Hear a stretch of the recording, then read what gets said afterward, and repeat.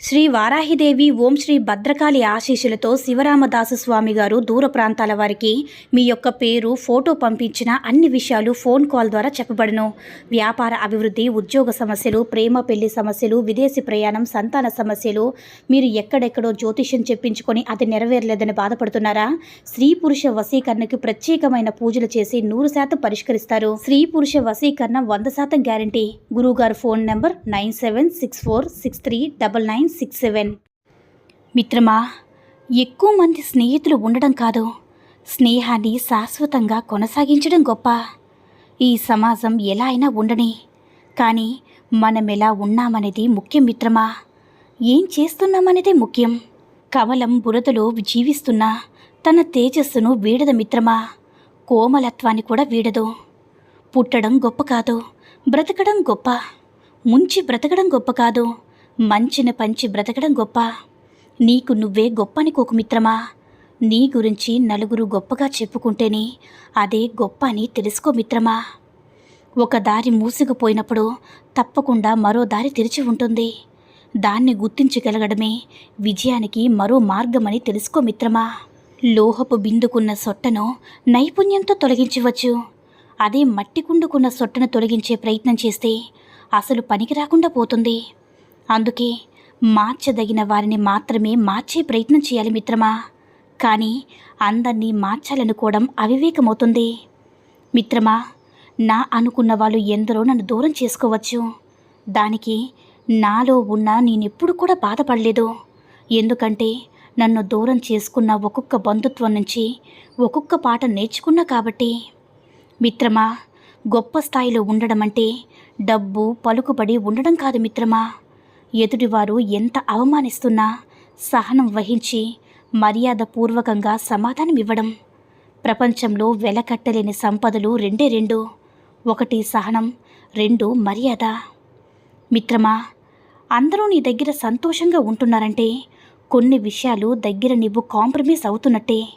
నీవు అందరి దగ్గర సంతోషంగా ఉండగలుగుతున్నావంటే వారి తప్పులను మీరు పట్టించుకోకుండా బంధానికి ఎక్కువగా విలువిస్తున్నావని అర్థం మిత్రమా. కాదంటారా? పెళ్ళి అయ్యాక పుట్టే ప్రేమలో 90% వరకు సుఖం కోసమో లేక డబ్బుపై ఉండే వ్యామోహంతో పుట్టినవే మిత్రమా. నిన్ను వదిలి ఉండలేనని అంటారు, కానీ నిజానికి ఉన్న వాళ్ళని వదిలిపెట్టి వెళ్ళలేరు. వెళితే వాళ్ళకి బ్రతకలేరని, బ్రతుకే లేరని వారికి తెలుసు మిత్రమా. ఒక్కసారి కుండను ఎవరో అడిగారట, నువ్వు ఎలాంటి పరిస్థితులైనా సరే చల్లగా ప్రశాంతంగా ఉంటావు కదా, ఇది ఎలా సాధ్యమని. అప్పుడు కుండ, నేనెప్పుడు ఒక్కటే గుర్తుపెట్టుకుంటాను, నేను వచ్చింది మట్టిలోంచి, వెళ్ళేది మట్టిలోనికే. మధ్యలో ఆవేశం, గర్వం, అహం లాంటివి అవసరమా అని చిరునవ్వుతో జవాబిచ్చిందట. ఒక్క విషయాన్ని గుర్తుంచుకో మిత్రమా, నీ ప్రశాంతతను పోగొట్టేది ఎంత గొప్పదైనా వదిలిపెట్టే. ఉన్నది ఒకటే జీవితం.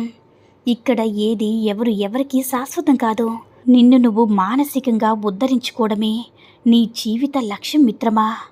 కాదంటారా? సుఖాల్ని ఇచ్చే డబ్బు అప్పుగానైనా దొరుకుతుంది, కానీ ఆనందాలను పంచే మనశ్శాంతి మాత్రం నచ్చినట్టు నిజాయితీగా ఉంటేనే దొరుకుతుంది. అప్పుగా కూడా సంపాదించలేని విలువైన సంపద మనశ్శాంతి మిత్రమా. మిత్రమా, ఒకప్పటి ఆలోచనల ఫలితమే ఇప్పటి మన పరిస్థితులు. నేటి మన ఆలోచనల ఫలితమే భవిష్యత్తులో మన పరిస్థితులుంటాయని గుర్తుంచుకో మిత్రమా. ఒక్క విషయాన్ని గుర్తుంచుకో మిత్రమా, విలువైన విషయాలు విజ్ఞత లేని వాళ్ళకి అంత సులువుగా చెప్పకూడదు. అవి విలువలు కోల్పోతాయని గుర్తుంచుకో మిత్రమా. ఎవరో నిన్ను బాధ పెట్టారని వాళ్ళు తిరిగి బాధపడాలని ఎప్పుడూ కోరుకోకు. తెలియక బాధ పెడితే క్షమించు, తెలిసి బాధ పెడితే తీర్పు కాలానికి అప్పగించు. నువ్వు మాత్రం ప్రశాంతంగా జీవించు మిత్రమా.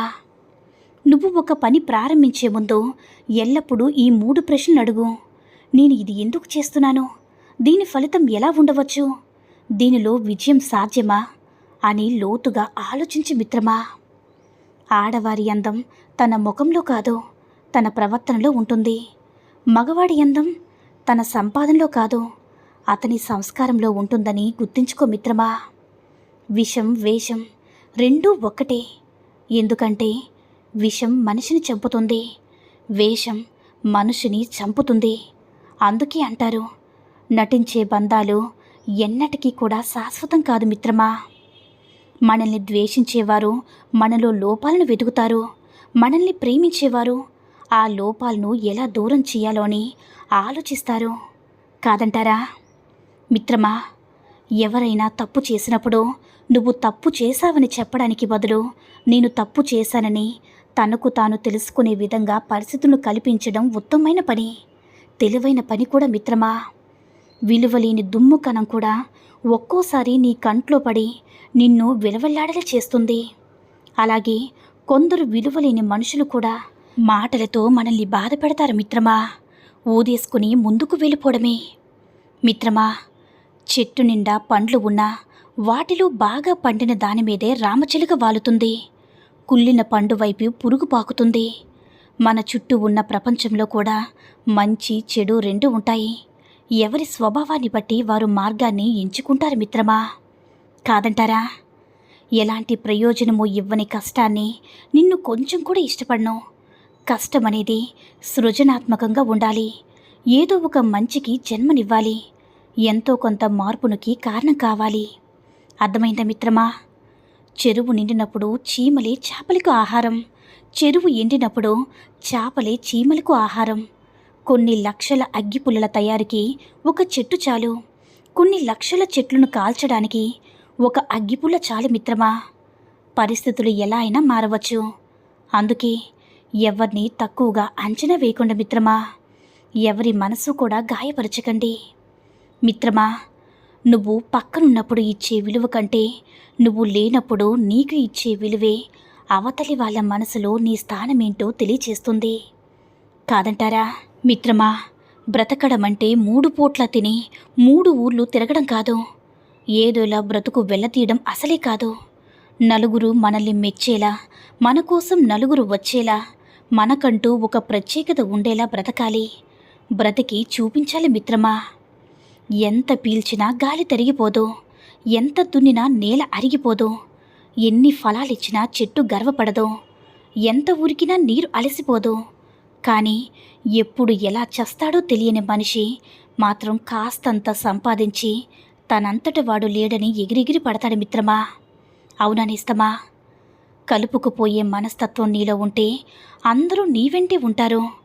నాకే తెలుసు, నాకేం పట్టిందని అహం నీకు ఉంటే సమాజమే నిన్ను దూరం పెడుతుంది మిత్రమా. నీకు ఎంత ఆస్తి ఉన్నది కాదు, నీవెంతమంది మనుషులతో ఉన్నావనేదే గొప్ప అని తెలుసుకో మిత్రమా. నడిచే పాదాలను చూసి మనం నేర్చుకోవాల్సిందెంతో ఉంది. ముందున్న పాదానికి గర్వం లేదు, వెనుకున్న పాదానికి అవమానము లేదు.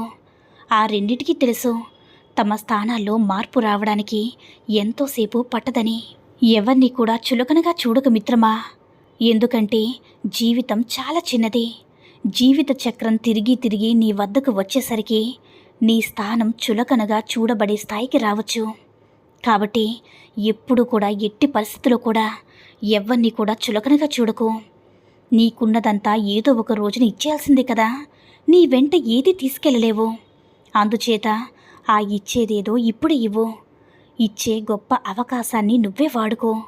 ఇవ్వడంలోని ఉన్న ఆనందాన్ని అనుభవించాల్సిందే నువ్వే కానీ నీ వారసులు కాదని గుర్తించుకో మిత్రమా. మిత్రమా, స్త్రీకి ఆకలిగా ఉన్నప్పుడు, కోపంగా ఉన్నప్పుడు మరియు శ్వాస తీసుకోవడానికి కొంచెం కష్టంగా ఉన్నప్పుడు ఆమెతో మగాడు పొరపాటును కూడా వాదించకూడదు. వాదిస్తే స్త్రీ మగవాడికి మర్యాద లేకుండా చేస్తుంది. గుర్తుపెట్టుకో మిత్రమా. ఈ సూక్తుల్లో ఏ సూక్తి నచ్చిందో కామెంట్ చేయండి. ఈ వీడియో నచ్చినట్లయితే లైక్ చేసి మరిన్ని వీడియోస్ కోసం మన ఛానల్ని సబ్స్క్రైబ్ చేసుకుని మాకు కొంచెం సపోర్ట్ చేయండి. ధన్యవాదములు.